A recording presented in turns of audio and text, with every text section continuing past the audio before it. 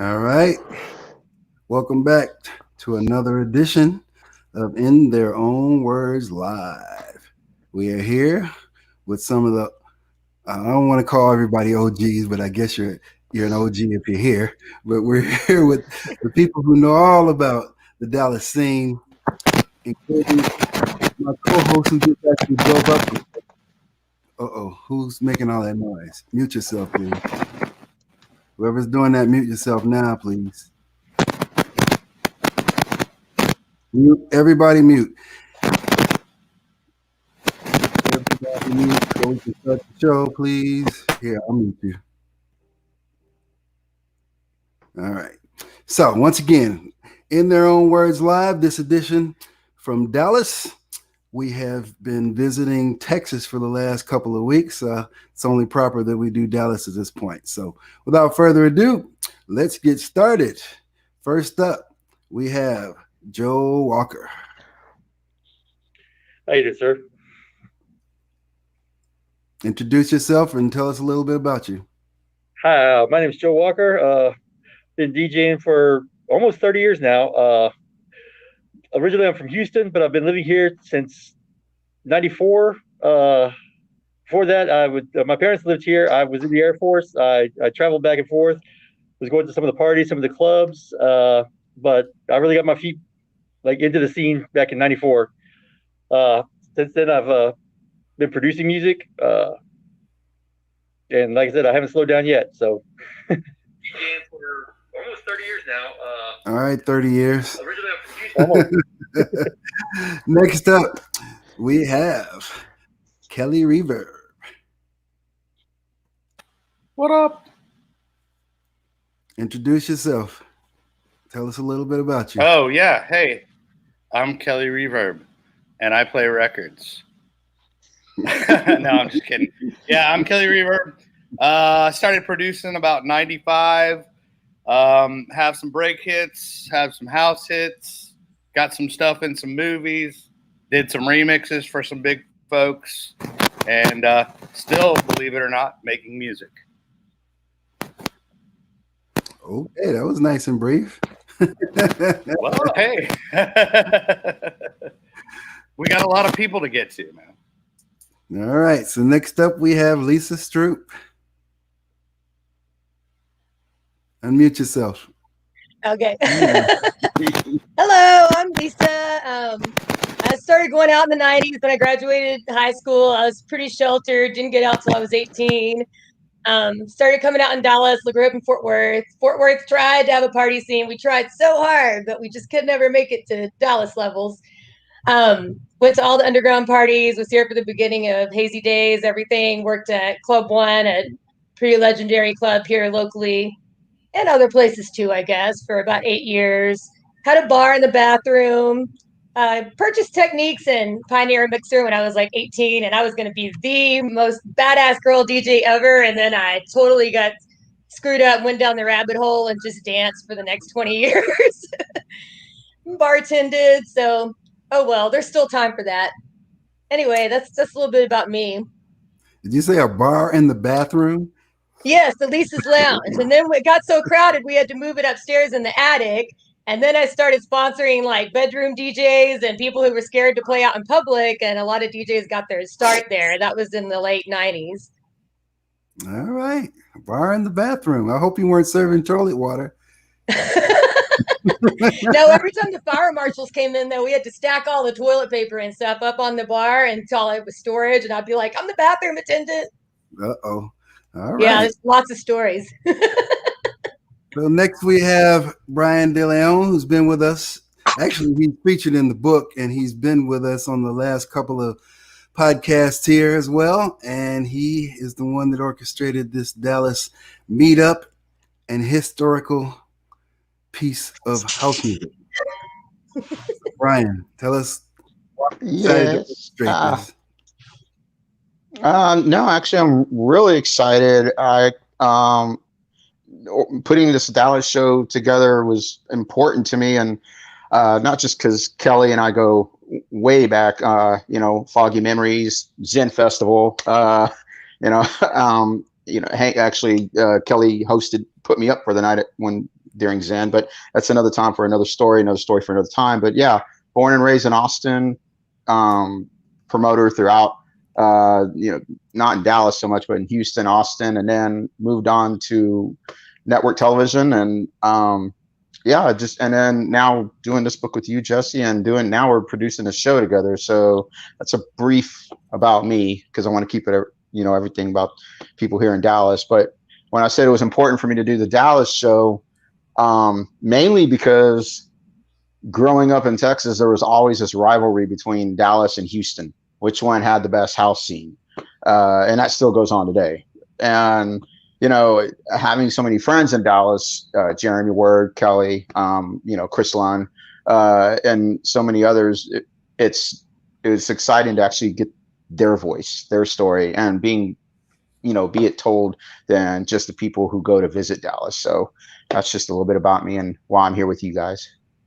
Well, we have one more OG from Dallas, but we can't seem to get a video on him. We got his name. That's Tony Acco. Maybe we'll have a chance to get back with him a little later on. But let me introduce my beautiful co-host, Danny. Well, you introduce the rest. What's up, y'all? I am Danny K, also known as the Bad Day Killer. I have spent a majority of my life in beautiful Los Angeles, California.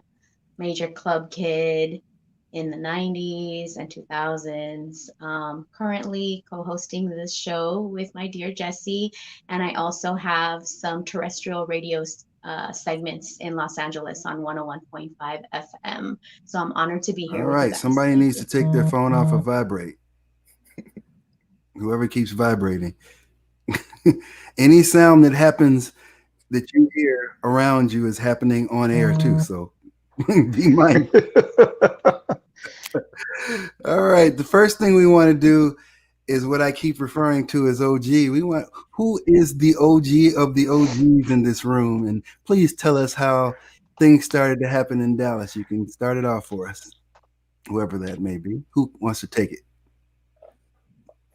Kelly, Joe? I think that'd be Kelly. All right, Kelly. Unmute. Unmute, Kelly. Sorry, man. Whoops. All right, we can hear you. Yeah, you're good. Yeah. You're good. You sound great. Okay, cool. Sweet. So for me, I guess it kind of started off going to like underground clubs, like y'all might have heard of Stark. Okay, let me stop you for Stark one Club, second. anybody? I need you, when you mention a period, a time, a place, make sure you name it, the year, the place that it was, and everything, so we can follow the timeline. You got it. I like that. Okay. Mm-hmm. All right. So it was about 1986, and about like late 80s.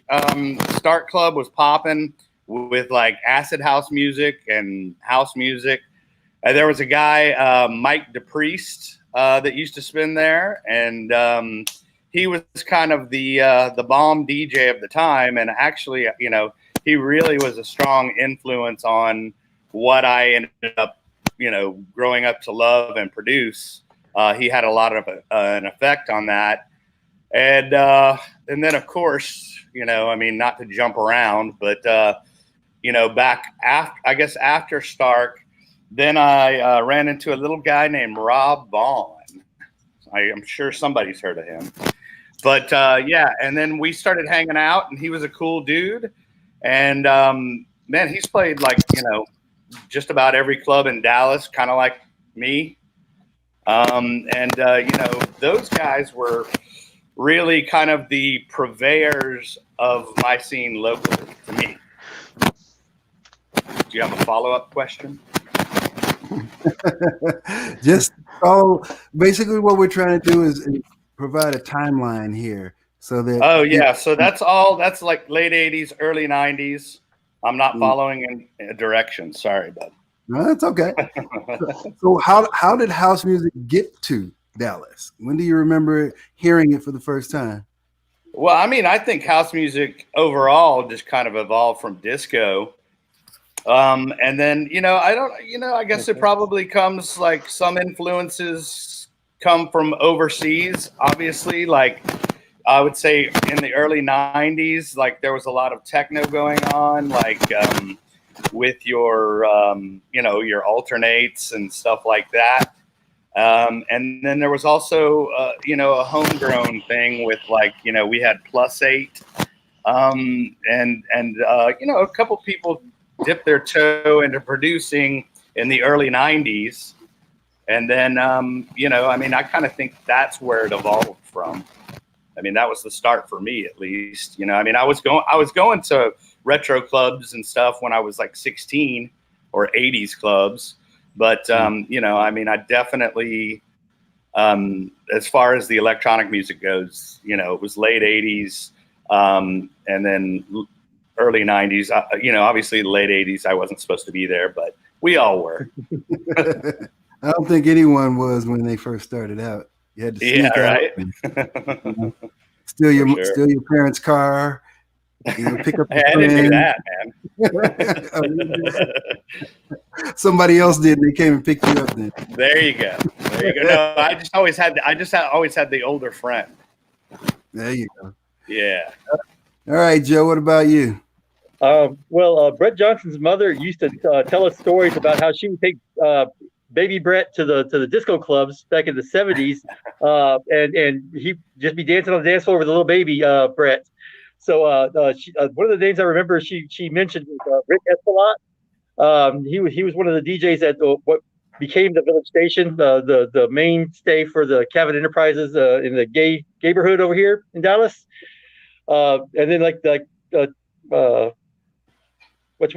Kelly said, Rick Squilante and Mike Dupree at Start Club, they kind of took the mantle after disco, took us through the 80s, and then in the 90s, people like Greg Watton, Kelly, Rob Vaughn, for sure.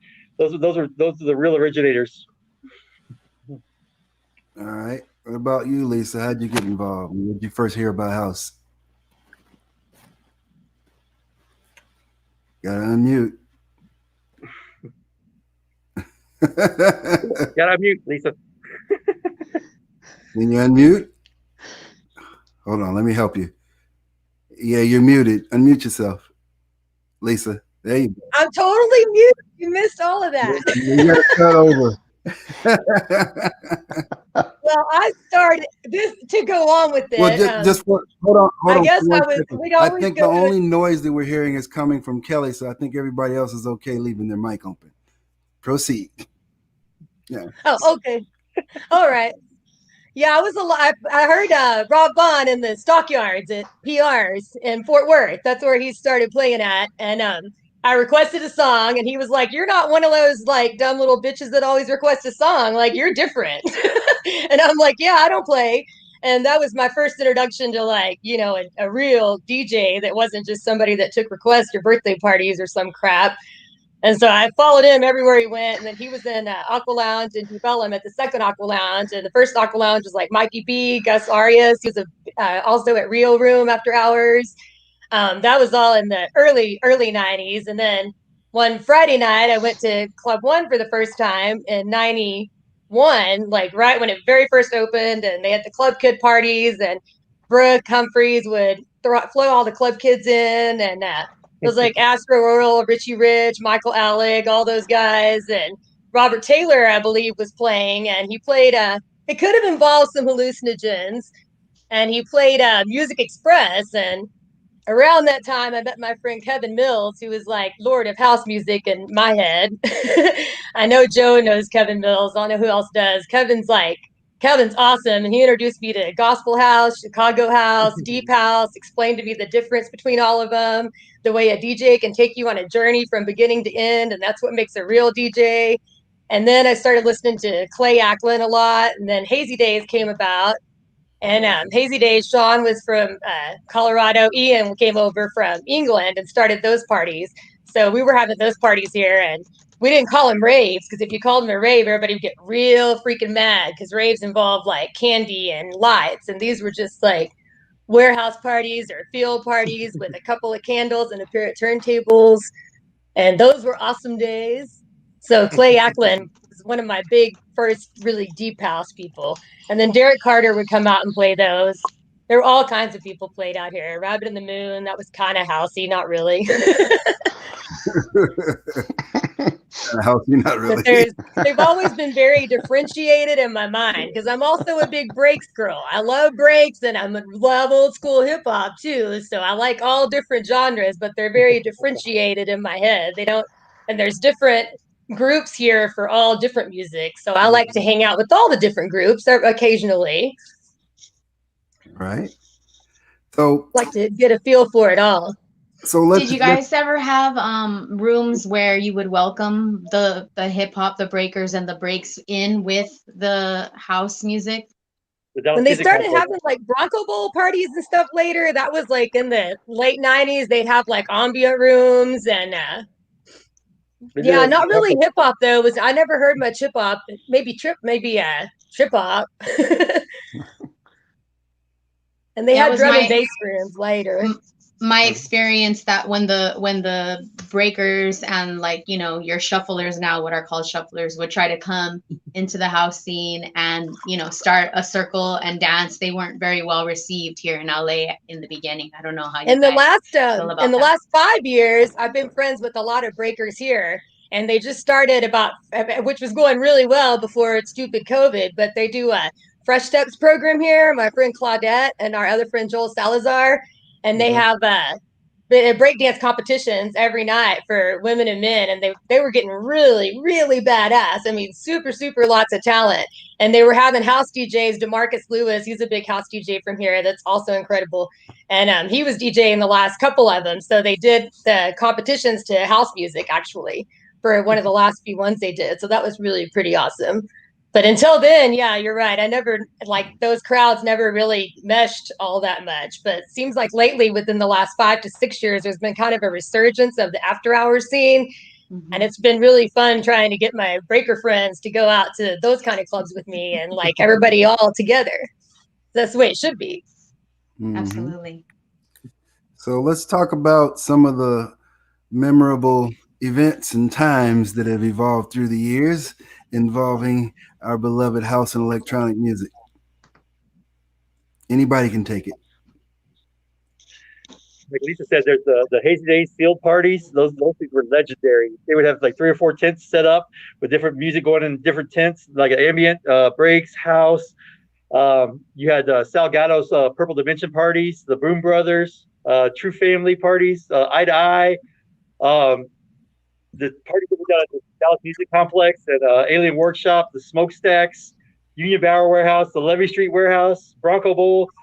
Those are just a drop in the bucket of the stuff that happened in Dallas. We've been partying for a little while. Now, who is promoting these events? Like I said, Salgado was the Purple Dimension. I forget who the family was. Eye to Eye was Ty Anderson. Boom Brothers was Rich Stanley and Rob Vaughn. Mm-hmm. Hazy Days was like she said, Sean, Ian, Clay, and Robert. Like I said, there was quite a few parties that were a little bit of a blur. A blur. Why was it? You weren't really there. Tell me all about why it was a blur. Party favorites. Right? So, Brian, what's your perspective on the Dallas scene? Honestly, Dallas has always had its own little bubble.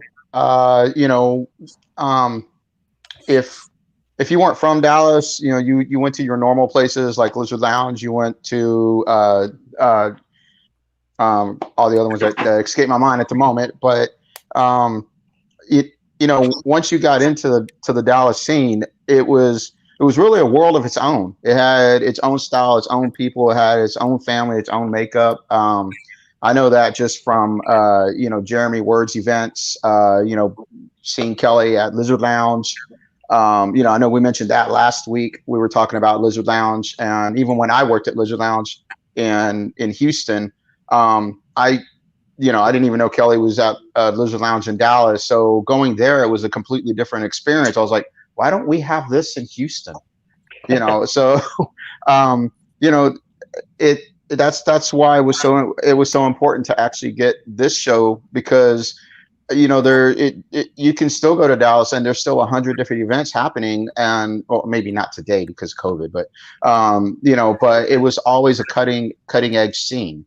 And that's the thing about it. It was like, why was it a cutting edge scene? What made it so cutting edge? I mean, why was Oaklawn Records, there in Dallas, and yet people in Houston had no idea, So it was almost like if you wanted to say one of the first real house music record stores was in Dallas. And Kelly, you can. I'll interject here, man. I remember actually. I had to go to the Supply, dude.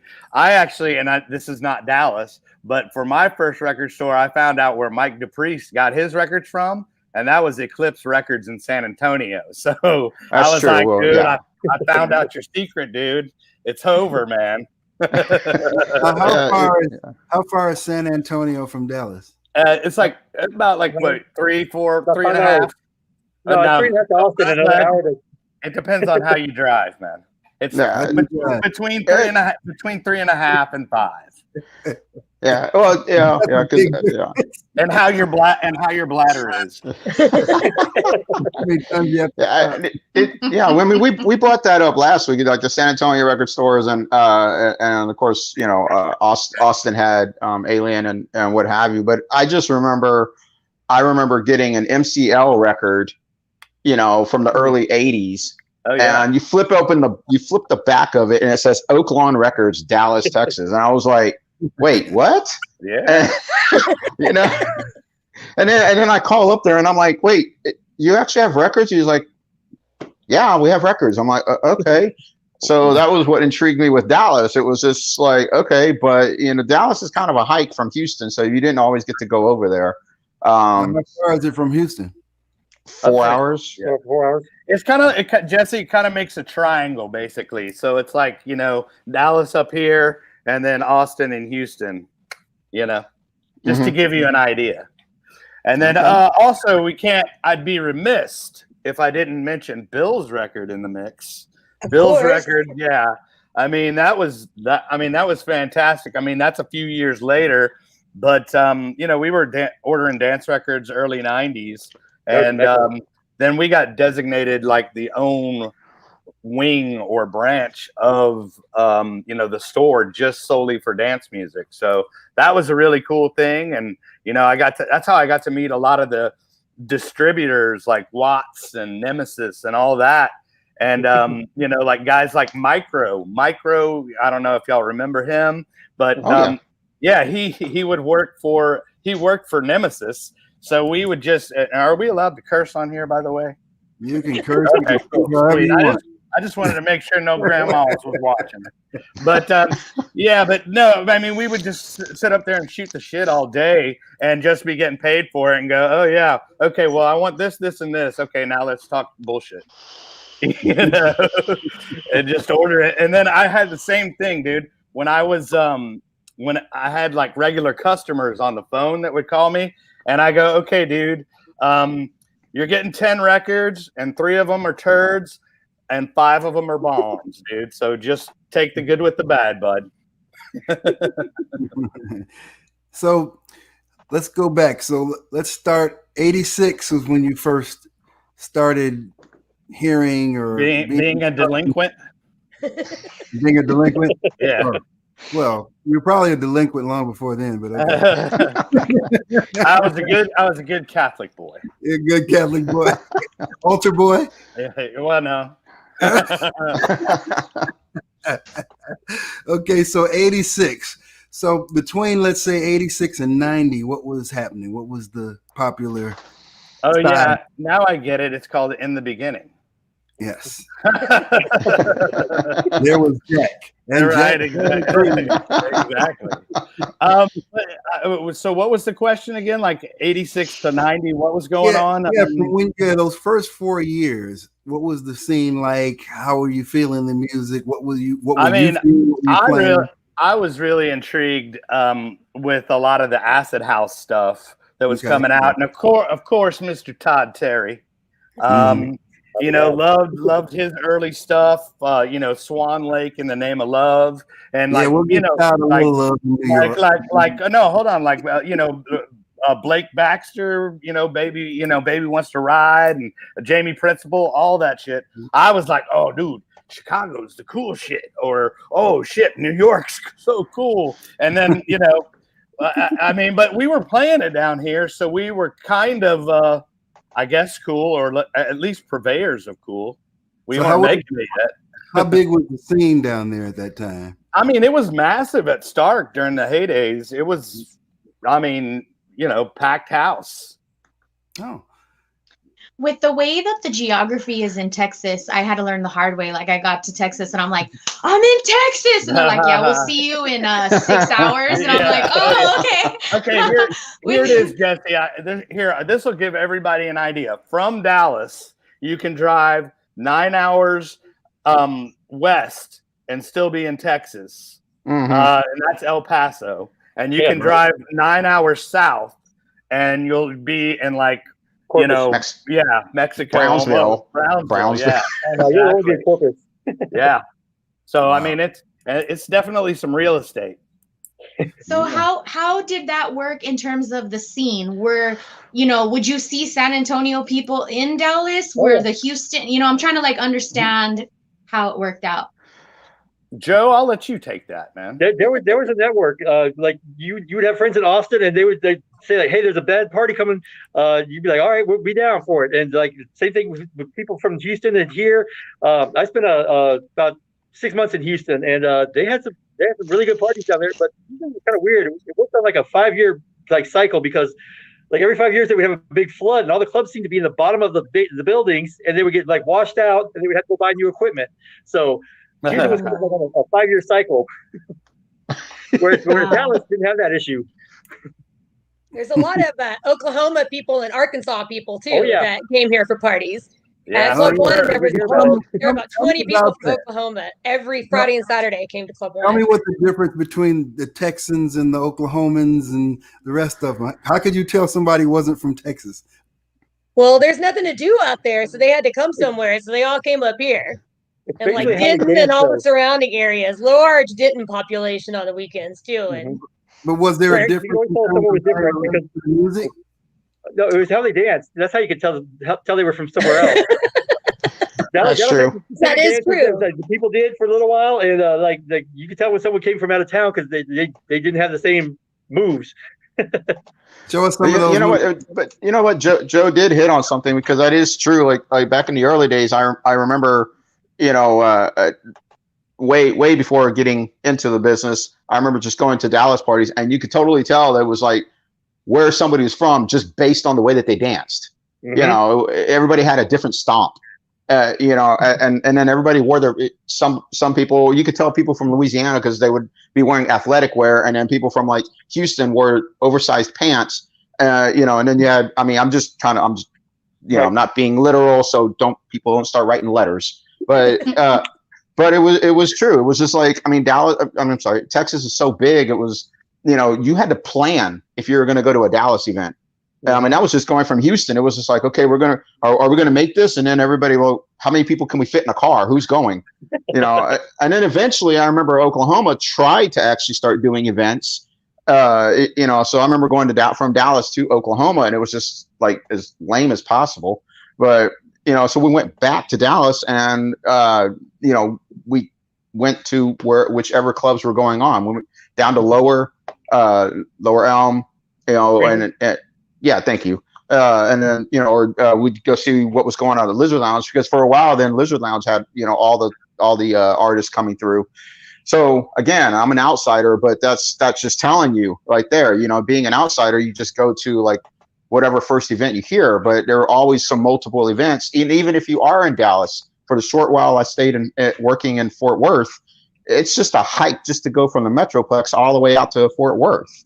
Mm-hmm. You know, yeah. So you know, so wherever you were from whatever city, you could tell, you know, by their dance, by the way they dress, and then you know by who decided they were going to take a hike. You know, from San Antonio all the way to Dallas. Right. Okay. Nice. So let's get into the 90s. What was going on in the 90s? Did the scene change at all? The music change? Mm-hmm. Yes, 92 was the best year ever. That was 92 the best I'm year. still stuck there. Nice. What happened? Those are some really good parties. What happened, Lisa?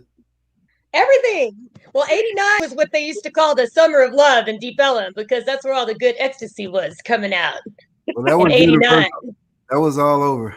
That was back when I never dabbled in things like that. I was just the sober dancing girl, which I am again now, but I went through a little. That was the 20-year anniversary for the Summer of Love. From the Hate. Yes, exactly. I actually did that was the youngsters' summer of love. special with the BBC based upon that because 89 was that summer when everybody in the UK found ecstasy and everything, and it became like this summer of bliss. So that was like the first anniversary. Team parties. Right. So, but 92, what happened in 92, Lisa? Just all the good stuff, all the great things I remember were like 90 to 94. After that, it was just never quite as awesome. I mean, it was still awesome in a lot of ways, but it was never quite as badass. Highlights. Give me like specific example of what happened or a great moment or something that made you feel good. I don't know, just I mean, I was really into Club One. That was my spot. And the Club One was unlike any other place I've ever been. And I never got to go to Stark really. I think I went maybe once at the very end. So a lot of the Stark people that worked there went to Club One after that. And it was very underground. There was we never advertised anything. I was there so much, I ended up working there. That's how I ended up working there because I never left. Was that when I would go every every Friday I go, and it was, I mean, there were any kind of person you can imagine was there. When I first started cocktailing, it was still a very diverse crowd. It was, gay, straight, it didn't matter what you are. Everybody was welcome there. Normal people would kind of freak out and they would just leave, or some of them wouldn't even get let in because we only let in people that they wanted to let in. So there was a line out the door, even when there was no one in the club, because you had to know somebody to get in. Like you couldn't. It was really hard to bribe the door people too. But we would spend like the entire week getting our outfits ready for Club One over the weekend. There'd be places, there'd be Obsession, one of the drag queens here. She would have, these huge elaborate headdresses with birthday cakes with real candles lit on top of them. And it was just magic. And then once you add like a bunch of, extracurricular stuff into the magic, then it becomes even more magical. And the first time I went there, I remember Brooks Tuttle. He has passed since, but he was at the door and he was dressed as a circus master. And he was like, "Welcome, come to the circus. Have you been to the circus before, little girl?" And I was like, "No." And I walked through the door and it was like an amazing, life-changing experience for me. That was in like 91, the beginning of 91. And I was just like, wow. And then I remember I guess it was Greg Watton playing then, but there was Deep House and Black Lady Screaming, and I'm like, this music is incredible. Like, this is church. Like, I'm in church. I'm like, what is this kind of music? This is like different from all the breaks and the trance and all the other genres I've been introduced to. And then when the Hazy Days guys came, they just continued that on for me, that whole style of music. And then one night, I think I heard Derek Carter at an after hours warehouse, and he played his version of that Sing Sing song. And my friend and me had, my drag queen friend and me had on swing dresses with fringe, and we were like, woo! And I'm just like, wow. Where are the pictures? The best nights of my life. Put some pictures up. That was evidence. I know. I don't have any pictures, and nobody else has any pictures of me either. It's so crazy because I always had a disposable camera. Always. I always had my disposable camera, but sometimes I was so screwed up I thought it was working, and then it wasn't. And then one time about 10 years ago, I found like 20 disposable cameras and I took them all to get them developed, and like none of them turned out. I'm sure. I was like, oh, there's gold on all these. Someday I'm going to get them developed. And yeah, there was nothing on any of them. So I have like no proof that anything happened. There was another good night when there was a warehouse with a parachute. I don't remember whose warehouse that was. Sam's warehouse or Didn't Drive. And no, there was Levy. The Levy warehouse was my favorite. And I remember Robert Taylor played Dub Tribe, I Want My Planet Back, for the 1st time. And we were standing in a circle and everybody was clapping. And I've like never felt anything that magnificent in my life. I was like, we are starting something here. We are doing this shit. We are going rogue.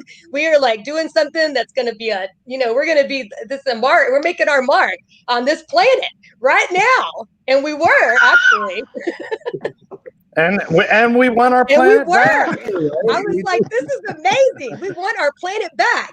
And then I met Sunshine, Sunshine and Moonbeam. I met them and he asked me to play my oboe for one of their records. And that never happened. But I did go to San Francisco and I went by their house and they were passed out and didn't answer the door. So I never got to play my oboe. But I mean, you would go I'd go to San Francisco, LA, New York, go to the clubs and people knew everybody from here.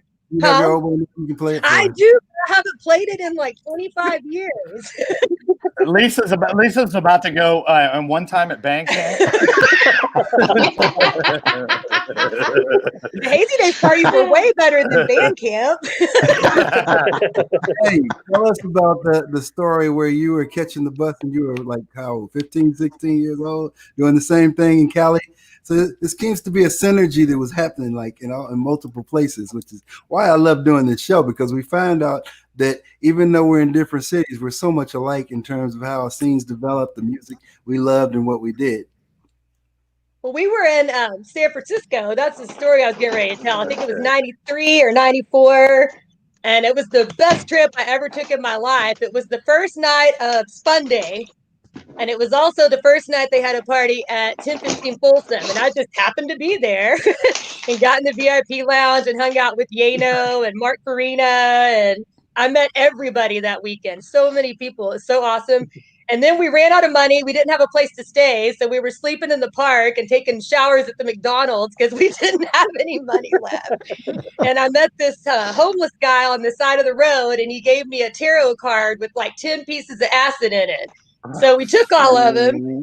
We meet some random guy on the sidewalk. His name was Thomas Todd. He was a house DJ. And he was like, wait a minute, hold up. You're from Dallas? You know Rob Vaughn, you know Robert Taylor. And I'm like, yeah. And he's like, dude, y'all are staying with us. You can't stay in the park. And his roommate was Christopher Lawrence. Christopher Lawrence was a trance DJ. And that was his roommate. And they had a whole room full of pot plants. It was like, so we stayed there for like 2 weeks. We didn't leave. We drove around to all their gigs in our rental car. And we got in VIP for, everywhere. And it was so many like crazy monumental things happened that night. And now I'm like, I can't believe I was there. I was totally just happened there. All right. So from Dallas to California. Let's get back to Dallas. What wonderful time. I was in the Air Force. And you know that those days can never be relived again. I mean, that was the beautiful thing about that era. Oh, don't never say never. That is the goal. When we can get back to do this stuff again, to get back to what was really good about it. I mean, in today's world, I'm not taking a tarot card from some homeless guy. Oh, come on, man. You can't lose the plur.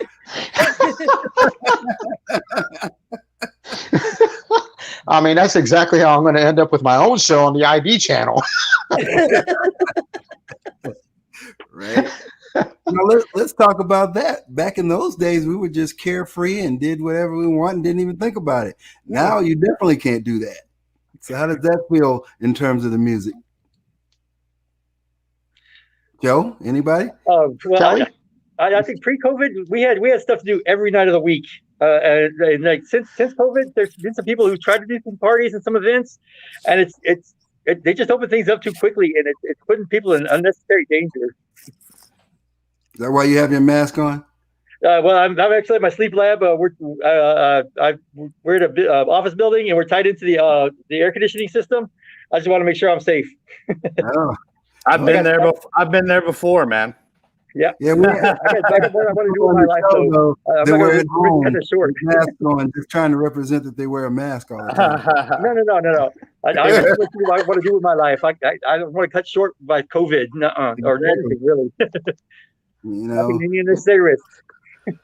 All right, so I'd be remiss. I'm just gonna hop in with some random topic here, but it is early. I remember treasuring mixtapes so much, dude. By my favorite DJs, like if I got a Mike DePriest tape or a Rob Vaughn tape, man, that sucker had a shelf cool. life because I was gonna wear it out, man. I don't know about y'all, but I mean, I was always, oh my god, I got a mixtape. I actually started a database for all the old mixtapes from Dallas, and trying to get some from Austin and Houston as well. I want to preserve those memories because. Well, you know, Jeff K's got all the Edge clubs up, which is cool. Yeah. Right. Which goes back. It goes back like '90s, right? Right. But I have a bunch of Rob Vaughn mixtapes. I have like anyone who's come to Dallas who played and we recorded it. I've been trying to collect all those for a big database that's free to everyone if they want to like stream it, if they want to download it. Because like the music can't be lost to the sands of time. We got to remember our history. You got to know where you came from to know where you're going. That's right. And that reminds me that I would love to mention that this book, In Their Own Words, that I released back in June, is the basis of this show. Right on. And this is why we're visiting various places. Well, right now we're doing the United States, but we're going to definitely visit the rest of the countries around the world to see how things develop in those areas as well. But what I would like to do right now is extend the invitation to everybody in the room that Volume 2 is coming, and I would love to have your story of how you discovered house and what it's meant to your life. And that includes electronic music and disco and everything else. But the main topic is how house developed and how it spread and what came through there. So if you'd like to write your story, please send it in. I'd love to have your contribution, like Brian has done. 83 other people that had stories featured in the book, which was amazing. So now's your time. So now I'm working on part 2, by the way. So and now right. I think this will be with the part 2 coming. I think Lisa's stories would fit perfect, and you know, and then you know, and I know Kelly still hasn't shared how some amazing stories that he's not disclosing. Well, I mean, shit, man, I can. Okay, I mean, like. I mean, for me, my most exciting time, though, was when I started traveling as a DJ. What year was that? That was probably like 95. It was like right after Hard Kiss came out because my cocky ass was like, shit, man, if they can do it, so can I. You know? And I was like, and I did. Guess what? You know what's funny? It was like Marshall Jefferson just posted a story somewhat, actually was really more a statement that he's pretty much been talking about throughout his career, and that, you know, he's basically saying that without On and On, we wouldn't have house music today. And it's funny that he says that. Well, it's not funny, it's actually the truth, but it's really nice to see it refreshingly coming from someone who has been there from the beginning, when everybody else is talking all the shit and the smack and whatnot about this is how that happened. He's like, listen, if that record had not come out, I never would have wanted to make a record. Neither would Steve Hurley and Farley Jackmaster Funk and everybody else. And it's like, for me, you know, it's ground zero to me, because I knew what was going on and what I was doing there. And when I get things from people, it's like, oh no, you didn't do it, Frankie. It's like, Frankie had absolutely nothing to do with Chicago music as we know it. But people don't know that because that's what's been perpetuated. Frankie is very much responsible for starting a sound that originated out of the Warehouse, but the Warehouse was in the late 70s. There was no house music in the late 70s. He just made some record called the Whistle Song, man. Come on. That was another 5 or 6 years later. Oh, I know. Jesse, weren't you selling On and On out of the trunk of your car to the distributors up there in Chicago? The whole thing, there had to be an origin, and what it was, it kicked off a movement, which I was great to see unfold. And that, you know, everybody, I mean, I remember the first person that came to me that wanted to do a record after I released On and On was Farley Jackmaster Funk. Now, he thought that he was going to actually sing on the record, and Farley can't sing. So it's fun itself. But when he started doing tracks and whatnot, that's when, you know, everything became popular and big. And then, you know, obviously that culminated in 1986 when we ended up doing Love Can't Turn Around, which, you know, I don't even want to talk about that. But the point is that there always has to be some kind of ignition to a movement. And the movement in Dallas would have started with whom? Would that be you, Kelly? What? Huh? No, I mean, I was more. I mean, I was coming up. I was, in the early '90s. I was kind of scared of people like Lisa. Just kidding. No, but no. I mean, I was kind of not like I was into more of the club, like established spots. But I mean, I did go to my handful of those warehouse parties, the early ones. But there was people, super, on party favors there, and I was a little naive growing up. I mean, I drank always, but then I mean, it really. I guess, it was really the warehouse scene, but I mean, I kind of stuck, I went from like Start Club and actually Lizard Lounge was Empire prior to it being, the Lizard Lounge that we all know about. Just fun fact. But I don't know where I was going with that, but there's where I went. So Joe, what year was your entrance into this? What year do you? I was introduced to dance music through a friend of mine in high school, John Thorpe. He was like DJing at a club, and I was like, he's like, come on over, check it out. You get to hang out with me in the DJ booth. I was like, okay, cool. That was back in '89. I was like, I think I could do that. So I started buying some records, and then my friend, when I joined the Air Force, my friend Oscar Pierce IV introduced me to house music, and I was like, this is what I've been missing in my life. What did it make you feel like? Oh my! It was good for the mind, the body, and the soul. It made you not just want to have to dance. You not just want to dance. You had to dance to it. You know what's funny about house music, people? We're always quoting a line from a song. Yeah, that's mm-hmm. There's no man for the Sunday. Yes, sir. I got my copy of that. Cool. So, Lisa, did you DJ at all? That was my plan. And I would always be at the record store. I go shopping with Merritt and Jeff K. It was when Jeff K started Edge Club, and I hung out with the two of them and Rob Vaughn. And I'd drive over here from Fort Worth, and we hang out at Oaklawn Records all day. Rob Vaughn worked there, and Mikey B worked there. Tony Acco worked there. I go hang out there all the time, and then I'd hang out at IGS, Robert Taylor's record store, when it opened, and I always had everything right when it came in, and it's just like after the internet, it just lost its magic for me buying records, and after people started not playing vinyl, it just lost the allure to me, so I just quit doing it, but I never did it. I only played in public once, and it was at the Inwood Theater in the early 90s, and I played the weekend between Scotty Canfield and Robert Taylor. So I thought I was like the shiznit because I was like, I'm it. I'm going to rock this town out. I played in Clark, one of our dear beloved Clark Kent, Ciara Kennedy Owens, who passed away last year and a half ago, I guess. He was dancing on the table saying, suck my pussy, Rob Vaughn. And I was like, I've made it. This is all I need. I don't need anything else besides this. And that was the last time I ever played in public, but that was a little known night that not many people are still alive that were there. It's kind of sad. Well, that was a good night. Real quick. Let's talk about that. How have you guys, well, you just said yours, Lisa, but Kelly, how has being digital changed your way of how you play music and how you view it now? I mean, it's not, the hunt is definitely not there anymore. I mean, I guess there's so much shit out there that you do have to hunt for good tracks or tracks you like or tracks you want to play.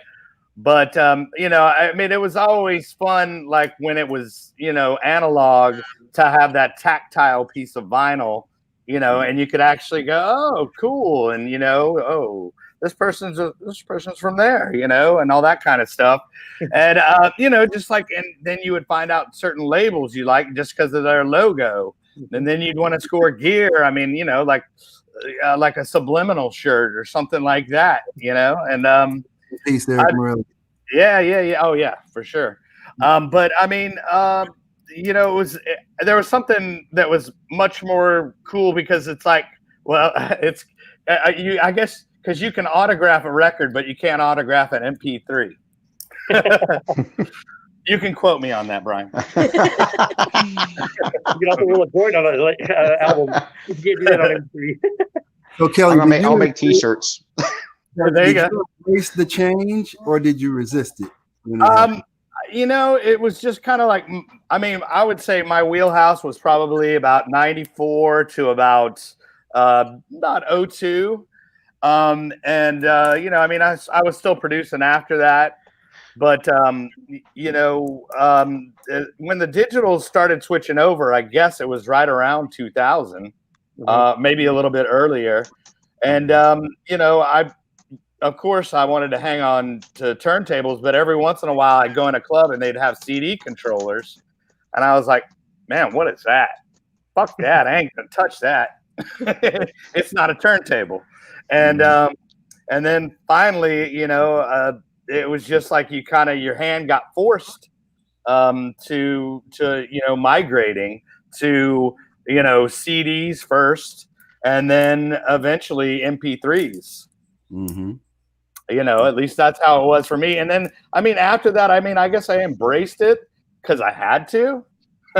But, I mean, there's just something special that you can't replace with vinyl. So, and you can't change my mind. Have you guys noticed that you can kind of do a niche thing like for the night and say, oh, Jesse Saunders will be here, with an all vinyl set, I know I go after those when I hear one of my favorite DJs is gonna do like a 45 set. Yeah, 4-year running, not here. My vinyl is gone. I sold it all. I have to go. There's a fresh 45s not here. I was gonna say I have to go over to Joe Walker's and borrow records because he's got his own records. There's still new records coming out every week. Yeah, I guess so. So I'm still all vinyl. I can do digital sets. I don't like to. I like the showmanship of performing in front of people. When you're behind a laptop or something, people are like, "What is he doing back there? Checking his emails?" When you put your hands on it, you can't fake that. It's definitely a different sound too. The richness of the vinyl. It's like, as a matter of fact, what I loved about just the digital process, because I remember when Final Scratch. Does anybody remember Final Scratch? Oh yeah, the first one. Oh yeah. Had it. Okay, so when that came out, I was with Stanton. They were my sponsors. So the 20th anniversary of House Music tour I did was a Final Scratch tour. Right?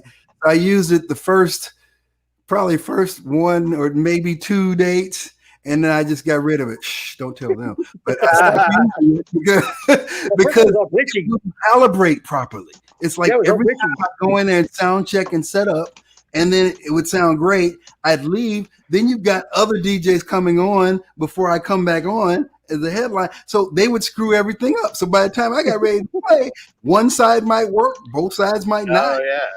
Luckily, I still brought a bag of records.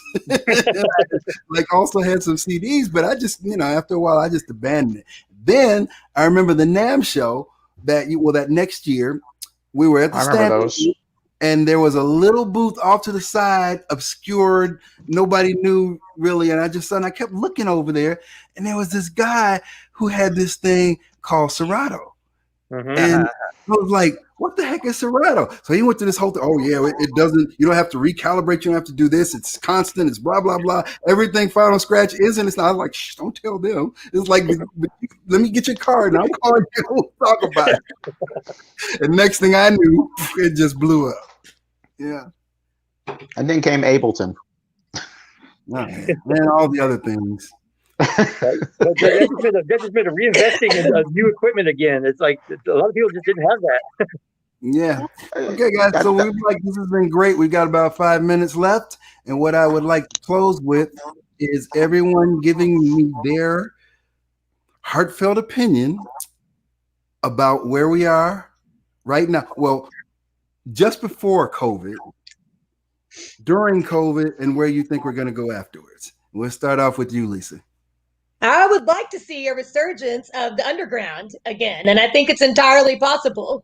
But there would have to be no, phones not allowed, no internet marketing, none of that crap. Just completely underground in a warehouse with nothing under there except for candles and turntables and a damn DJ. I would love for that to happen. I don't know if it ever will be or not, but it's a dream of mine. If I had money, I'd make it happen. So what were you doing like just before COVID hit though? How was everything?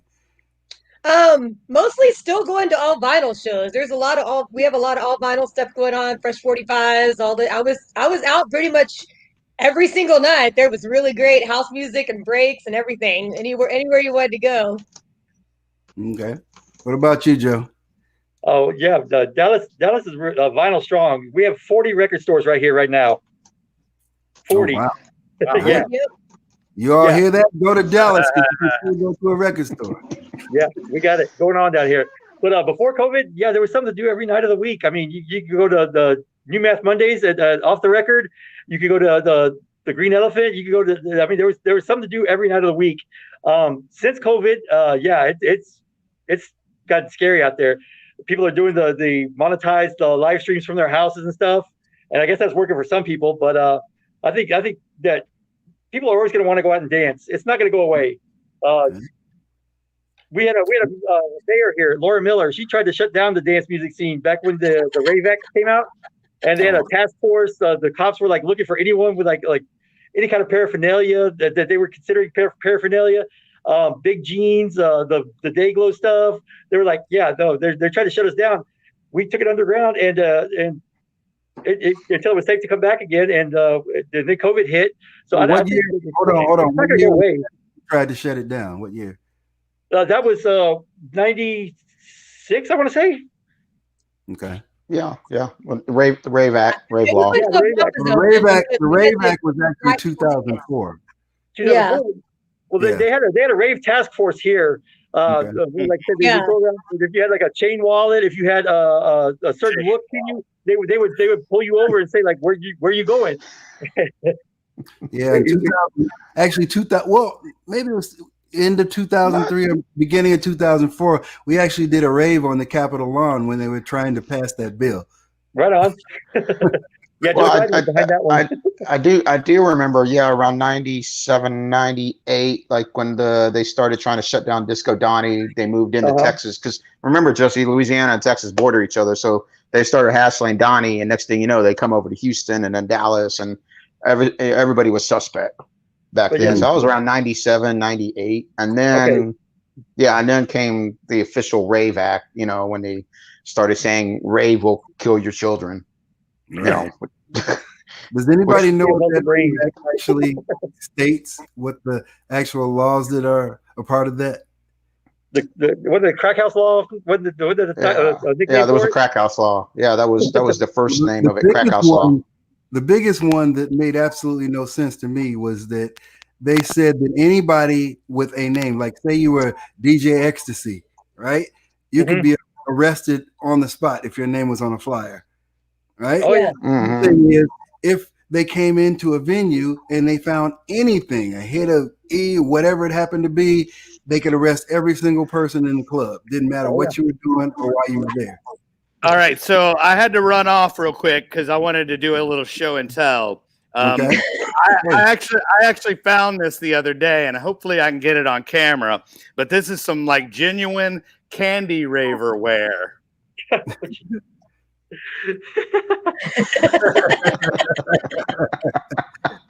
Nice. Hold it up. Keep holding it up. Keep Oh, yeah. holding it up. Keep holding it up. Let me get a solo layout on that. Hold up. Hold it up. Back up a little bit. I got you. Yeah, and of Perfect.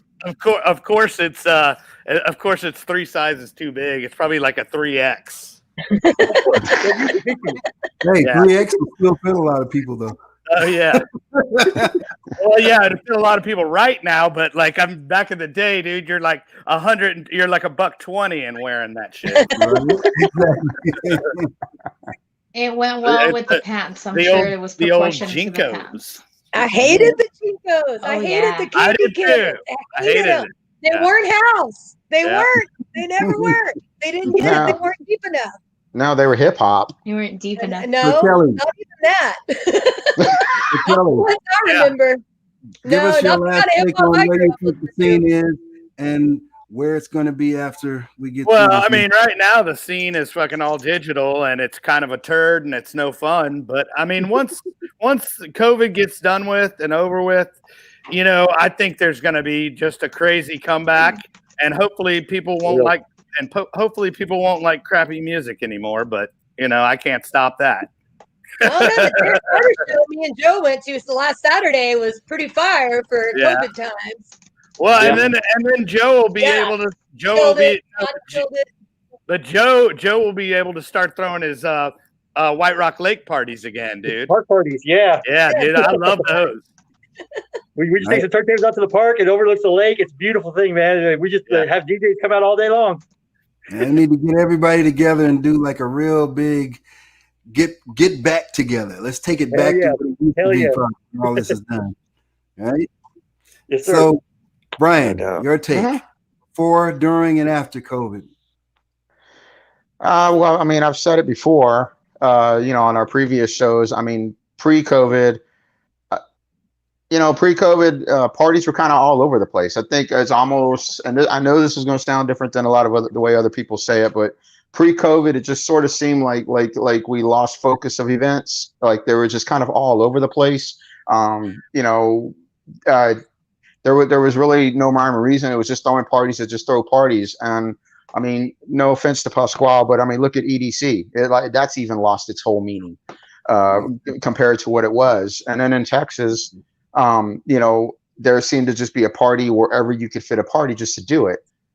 Now with COVID, I almost feel like we're getting a chance to reset ourselves, getting a chance to get back to the basics. And I think during this time, we're starting to become more consciously aware of what's important and how to do things. So I think after COVID, honestly, I really do feel like we're going to return to the underground and we're going to return to real events and focus on real DJs. No offense to any of those, to any of you guys that are just trying to come up. I understand being a DJ, you're trying to come up and play what you can.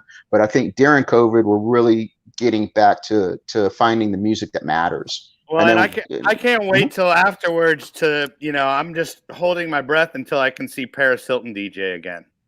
Oh, absolutely.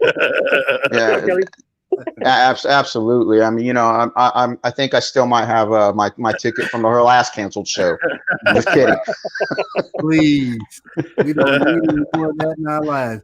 I did a story for EDM.com, a feature a couple months back, and they asked me that question where I thought everything would be when all this gets back, and I said, well, the things that are important to me is no bottle service, a real dance floor, real DJs playing real music, and people come without their phones and cameras to take pictures, and we get back to dancing. That's what I hope to happen. Yeah.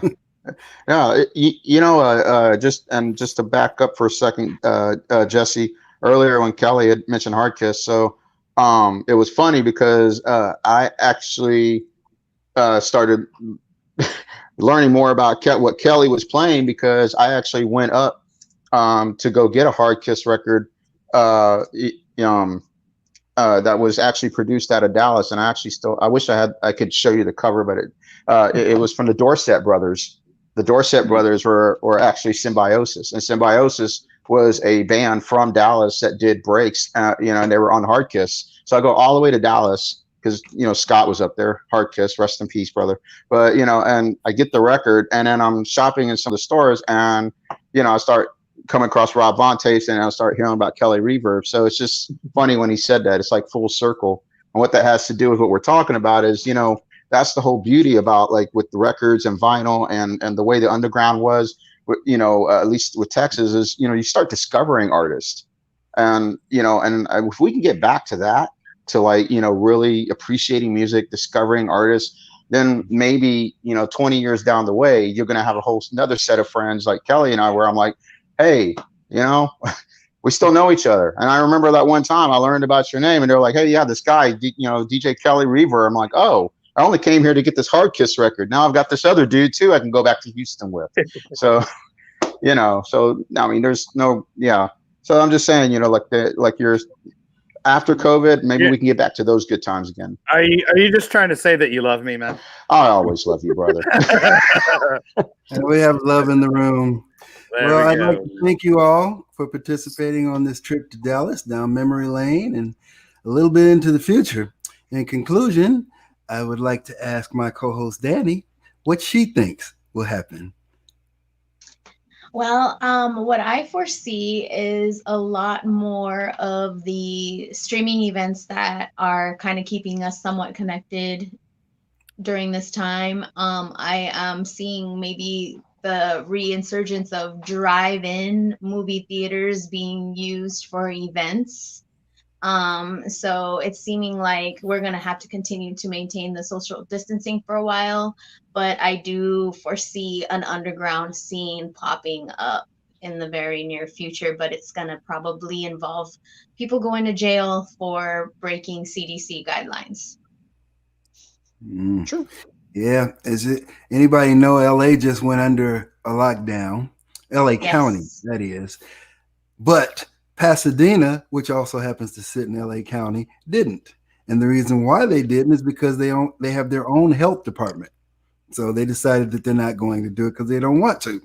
Now it turns out that Beverly Hills is saying the same thing. We're going to stay open and we're going to form our own health department. So it just And kind of, there's a lot of backlash against this shutting down again economically, which of course I can understand. But how do you feel about that in terms of should you be able to go out and eat and enjoy a meal, or should they restrict commerce, which is basically what they're doing, to stay home? And I mean, I think it's your choice, honestly. If you don't want to go, don't go. But what do you feel? I'll jump in on just with one quick thought, and I've been saying this since day one. I have a compromised immune system, and it's only because and you remember way back, Jesse, with Eric and I doing journeys, and I lived in San Francisco. I happened to have lived in an apartment in the city that I didn't know had black mold behind the walls, and I was breathing it in for 2 years.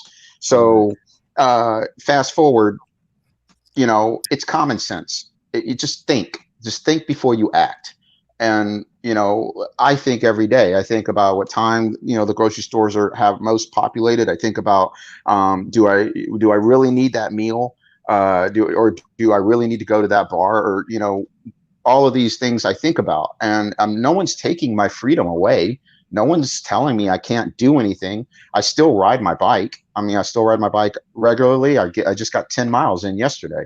So it's all about thinking before you act. And if you can be an adult, responsible, and think before you act, then hey, maybe we wouldn't be in so much of a situation. But people are acting like their freedoms are taken away from them simply because they can't go and sit at a BW's and drink all the beer and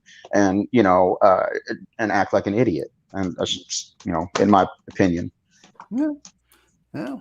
Well, again, I would like to thank everybody for participating in this discussion. I learned a lot more about Dallas than I didn't know a whole lot about Dallas before. I played a couple of raves in the Lizard Lounge, and that's about it. But I learned a lot more about Dallas today, and this is why we do this, because I like to talk to people so they can tell me in their own words. So once again, as I said, please write your story so we can put it out in volume 2, because it's amazing. If you haven't already gotten my book In Their Own Words, please do, because there's some amazing journeys and amazing stories. It brought me to tears. And I had to read them 1,000 times. But in the end, it's just amazing the synergy that we all have all over the world and why we love this music so much. So thank you. Hopefully I'll get to Dallas soon. Hopefully Dallas will get back in and do what you do, and Lisa will be happy. And we'll do this again Sunday. Next Sunday, we will visit Austin, Texas. It's our last stop in Texas, and the week after that, we'll be going to New York, talking to the people responsible for the Billboard charts and how that came about. So that was a very interesting discussion as well. Once again, thank you, and see you next week. Peace. Thanks, guys. See ya. In your own words.